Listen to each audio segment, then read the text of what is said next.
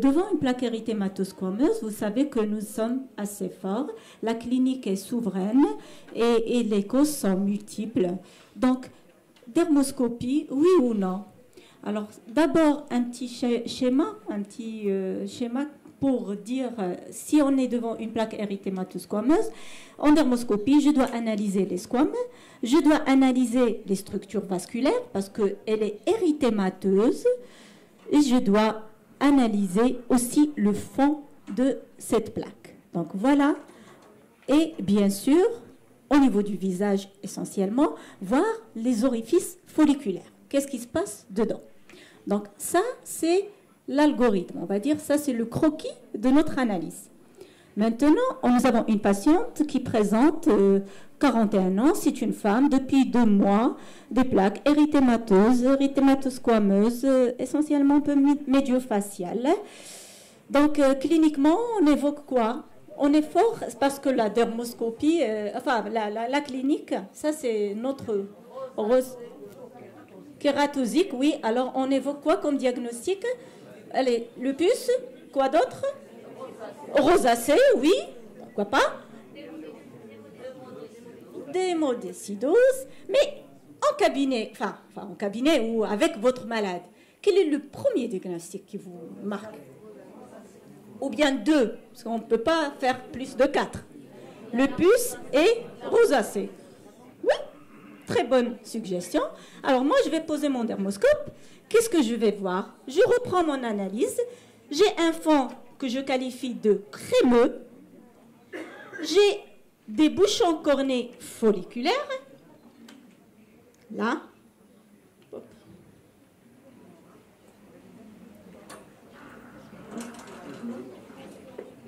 Voilà. Et j'ai des squames blanchâtres. La vascularisation, elle est type télangiectasique. Et ces signes m'évoqueraient. Je ne dis pas qu'ils vont me confirmer. On n'est pas dans la clinique souveraine, mais je suis un peu plus à l'aise avec ces critères. Je penserai au diagnostic de lupus discoïde. Bien sûr, je dois faire une biopsie, étude anapathe pour confirmer. D'accord? Deuxième cas clinique, Fatiha, 49 ans, plaque érythémateuse, faiblement desquamative, mais un peu violacée depuis 4 mois. Effectivement, quand je vois les squames, sont pas terribles, pas très importantes, mais une vascularisation linéaire, quelques squames blanchâtres, la vascularisation, surtout je suis devant présence de bouchons folliculaires, donc qui vont combler kératosiques. Effectivement, on les voit mieux en dermoscopie. Ces bouchons kératosiques rapportés dans la description sémiologique classique, et ça m'évoquerait encore plus le lupus. Lésion au niveau du dos des doigts. Alors cette fois-ci, le patient ou la patiente présente une photosensibilité et des arthralgies. Je fais une dermoscopie. J'ai un fond crémeux, qu'on qualifie de crémeux. J'ai des squames. La vascularisation, elle est parfois en point, parfois télangiectasique, polymorphe donc, et ça m'oriente vers le diagnostic de lupus. Une autre patiente, lupus clinique, qui sort. Pourquoi pas sarcoïdose? Effectivement, mais pourquoi pas? Elle est un peu œdémateuse, bon, lupus, il y a les squames. Dans la sarcoïdose, les squames, non. Oui, vous avez raison, professeur Scrat. Je pose mon dermoscope, je reprends le fond crémeux, je retrouve mes squames et les stries, cette fois-ci des stries blanchâtres que je visualise avec la présence d'air blanche sans structure, c'est un autre signe, des vaisseaux télangiectasiques polymorphes. C'est aussi des critères qui me feront, et les bouchons cornés folliculaires. Donc, ça va m'orienter vers penser au lupus discoïde. D'accord? Alors maintenant, nous avons pu, enfin dans la littérature, notre travail n'est pas encore prêt, mais dans la littérature, on peut voir des formes, on peut même séparer les formes tardives des formes précoces de lupus cutané par la présence d'air blanchâtre dans les formes tardives, les vaisseaux télangiectasiques beaucoup plus dans les formes tardives et les structures pigmentées. Contrairement, quand on a des vaisseaux qui sont turgescents, dilatés, les squames blanchâtres et les bouchons folliculaires qui se trouvent dans les formes précoces. Alors, voilà une autre patiente également avec des plaques érythémateuses et squameuses. C'est une femme, beaucoup plus âgée quand même, et c'est une plaque qui est très évolutive dans le temps. Donc, cliniquement, on va passer à la dermoscopie. Et qu'est-ce qu'on voit? Une image différente de ce que nous avons vu tout à l'heure, n'est-ce pas? Qu'est-ce qui marque dans cette image dermoscopique? Il y a la vascularisation, tout à fait, je suis d'accord, vascularisation linéaire, et j'ai des aires blanches cicatricielles et quelque chose jaune-orangé, voilà. Alors ça s'appelle la gelée de pomme qu'on voit à la vitropression que je devais faire avant de mettre mon dermoscope. Mais comme c'est une lame de verre, ça me fait également une vitropression qui est beaucoup plus fine, beaucoup plus... Et surtout qu'on peut photographier, voilà, pour l'enseignement. Et donc, c'est des signes de sarcoïdose. Bien sûr, je dois faire une biopsie, là encore, pour confirmer. Dans le lupus vulgaire, on ne rapporte pas, oui, le tuberculeux, vous voulez dire? On peut voir des granulomes, mais la vascularisation n'est pas tout à fait le cas, et je n'aurai pas cette aire cicatricielle de fibrose dans la tuberculose. Bien, alors, Yamna, 42 ans, avec des images. Qu'est-ce qui me marque là encore pour être dans la pratique? C'est ces structures, ok, donc j'avance, c'est des zones jaune-orangées, vaisseaux linéaires arborisantes, et donc c'est aussi une sarcoïdose. Allez, là c'est de plus près, j'avance, donc les signes, c'est des zones globules jaune-orangés, signes de la gelée de pomme, les vaisseaux linéaires ramifiés, l'aire aux lignes blanches centrales sans structure, cicatrisante. Alors, ce patient, cliniquement, franchement, psoriasis, oui, on ne va pas rester jusqu'à... Il faut qu'on mange là à midi. Mais ce que je voulais vous montrer, c'est surtout l'aspect, on va dire, assez facile. Même dans la clinique, on a la plaque érythémateuse squameuse du psoriasis avec le caractère bien limité des lésions. Mais quand je pose mon dermoscope, je vois cette ponctuation. Alors, ces points, mais qui prennent toute la totalité de la... Et quand je fais ma corrélation anatomo-clinique, alors ça correspond à quoi? Là, les papilles, très bien, avec les vaisseaux qui remontent au sommet des papilles. Donc, je retrouve le même aspect que j'ai dans l'image histologique en dermoscopie. Donc, et ça prend la totalité de la lésion. Oui, pourquoi pas? Voilà, alors les squames, le fond rouge clair et les vaisseaux, donc plus d'analyse, donc ils peuvent s'organiser en rond ou alors en cercle, en anneau en cercle, donc ça fait psoriasis. Alors ici, c'est juste pour vous montrer le signe de Brock, très bien. C'est le signe d'Hospice, c'est bien ça. Voilà, donc c'est psoriasique. Un autre cas, toujours des images typiques, le psoriasis, c'est agréable. Moi, je trouve, c'est vrai qu'en clinique pratique, on n'a pas besoin vraiment de dermoscope, mais en matière de localisation au niveau du cuir chevelu, moi, je pense qu'il est très intéressant. Les plaques érythématosquameuses du cuir chevelu, là, si je retrouve cet aspect-là, c'est rapide, je ne vais pas évoquer les autres diagnostics. On peut avoir un aspect de glomérule, de vaisseau glomérulaire. Donc, vous voyez la totalité de la lésion qui est prise par cette ponctuation vasculaire. Alors, toujours, on va retrouver qu'est-ce que ça donne en dermoscopie. Le psoriasis du cuir chevelu, je fais mon signe d'Hospice, il est très facilement visualisable. Et je trouve aussi un autre signe, c'est que les cheveux qui sont cachés. Donc là, c'est les squames, c'est voilà, et la vascularisation. qu'on va retrouver différentes dans une autre pathologie. Hein. Voilà, donc cet aspect typique de psoriasis en dermoscopie aussi. Alors, la plaque érythémateuse squameuse, cette fois-ci mal limitée, hein, donc plus ou moins prurigineuse. Juste faire la différence par rapport aux plaques de psoriasis. Qu'est-ce que je trouve? Alors là, je vois quand même il y a des points. La différence par rapport au psoriasis, c'est que ça ne prend pas la totalité de la plaque. Donc voilà, donc j'écarte mon psoriasis et bien sûr, je vais voir le fond qui est aussi important, qui est rouge terne, avec des squames blancs jaunâtres. Et ce caractère jaunâtre est important pour l'eczéma, les vaisseaux en patchy. Donc là, ça fait eczéma chez cette patiente. Voilà comment ça se présente, l'eczéma en dermoscopie. Voilà. Très importante, ce caractère de squame, qui sont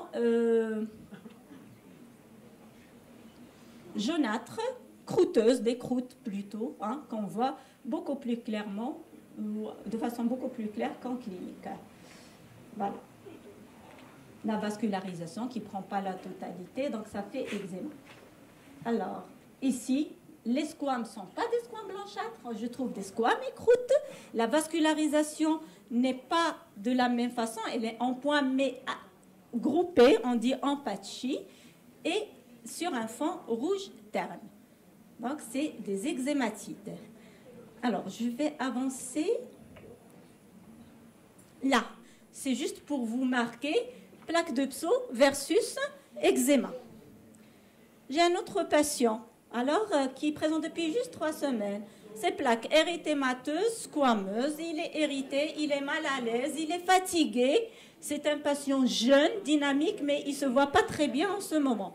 Voilà. Bravo, oui, classiquement.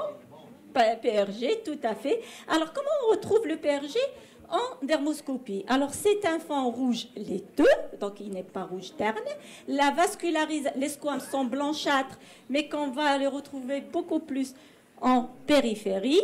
Et, pardon, c'est pas PRG, là, vous m'avez conduit. Alors, le fond, il est rouge laiteux, les squames sont blanchâtres et les vaisseaux linéaires arborisantes. Alors, ça fait les signes dermoscopiques de la dermite séborrhéique. Je ne peux pas refuser le diagnostic de M. Srat. Hein? Il y avait un élément. Oui. Pardon? Question? Vous voulez retourner sur la clinique?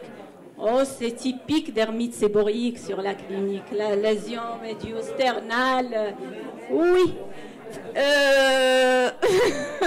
Bien. Sympa, ça fait... Non, au fait, c'est un topo pour vous montrer quand même qu'on voit des choses, qu'il y a une finesse dermoscopique aussi. La clinique, dans ce type de pathologie, on est très à l'aise, c'est-à-dire on n'a pas besoin d'acheter un dermoscope pour ça, mais si on l'a, pourquoi pas l'utiliser? Ça fait pas mal. Alors, les signes dermoscopiques de la dermite séborrhéique, le fond rouge laiteux, les squames blanchâtres et les vaisseaux linéaires arborescentes. Avec, des fois, on peut trouver aussi des pustules. Bien. Alors, on va avancer. Et par rapport au cuir chevelu, là, moi, je pense qu'il est... il arrive. Plaque érythémateuse squameuse du cuir chevelu qui ne répond pas à la topographie habituelle de la dermite séborrhéique, à savoir la lisière frontale. Je pose mon dermoscope, je vois des squames et une vascularisation linéaire. Pour le psoriasis, c'était quoi? En point, et les cheveux sont masqués, cachés par les squames. Donc des vaisseaux typiques arborescents et les squames qui sont dispersés. Donc là, ça fait des signes de dermite, de séborrhéique du cuir chevelu.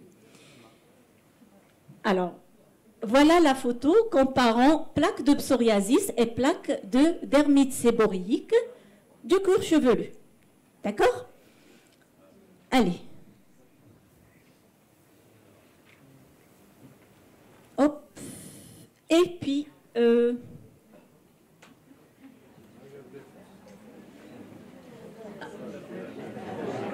voilà, cliniquement, allez, on ne va pas discuter, on sait très bien, oui, c'est vrai, c'est un pityriasis rosé de Gibert, mais comment ça se présente en dermoscopie? Ma curiosité n'a pas de limite, donc qu'est-ce que je peux trouver? C'est des squames blanchâtres périphériques, et les squames blanchâtres périphériques vont faire la liaison à la collerette qu'on retrouve cliniquement. Donc on ne fait que agrandir un peu ce qui est visible à l'œil nu.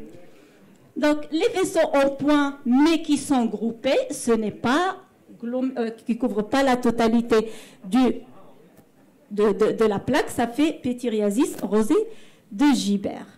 Le fond jaunâtre, le fond est important, on a des variations de fond en fonction de ces pathologies. Alors, syndrome grippal depuis 4 jours, et voilà l'image dermoscopique avec la majorité des squames. C'est comme s'ils vont cercler la plaque. On peut les trouver au centre, mais vraiment ça contourne, ça délimite et puis les vaisseaux qui sont groupés et non pas diffuses, homogènes. Voilà.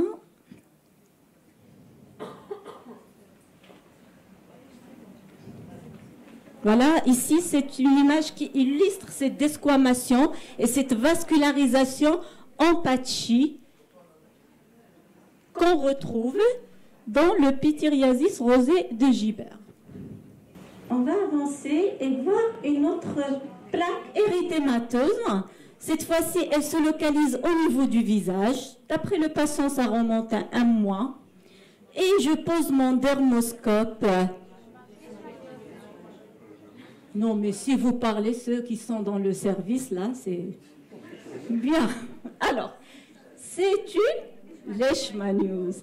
Et donc, c'est aussi un outil qu'on utilise fréquemment alors, comment on va le reconnaître? C'est un érythème diffus, un aspect d'étoile éclatée, vaisseau linéaire, mais à disposition radiale, donc ça part dans tous les sens, et ça fait une leishmaniose.